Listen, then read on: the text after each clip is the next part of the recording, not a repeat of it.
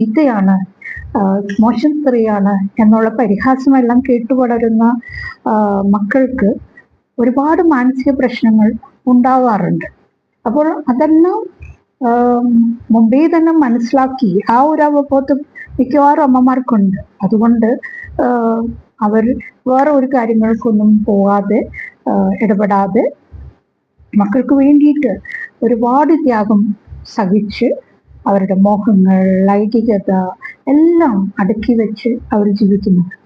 അപ്പോൾ ഒരു ജീവിതം അങ്ങനെ അങ്ങ് ഇരിഞ്ഞിടങ്ങുകയാണ് മക്കൾക്ക് വേണ്ടിയിട്ട്. അപ്പോൾ അങ്ങനെ വളർന്ന മക്കളോട്, അവരങ്ങനെ വളർത്തി വന്ന മക്കളോട് എനിക്ക് പറയാനുള്ളത് ഇതാണ്: നിങ്ങളുടെ ജീവിതം കെട്ടിപ്പടുത്തത് നിങ്ങളുടെ അമ്മമാരുടെ ത്യാഗത്തിൻ്റെ മുകളിലാണ്. ഒരുപാട് ത്യജിക്കപ്പെട്ട ജീവിതം, ഒരുപാട് ഏകാന്തത അനുഭവിച്ച ജീവിതം, അങ്ങനെ ഒരുപാട്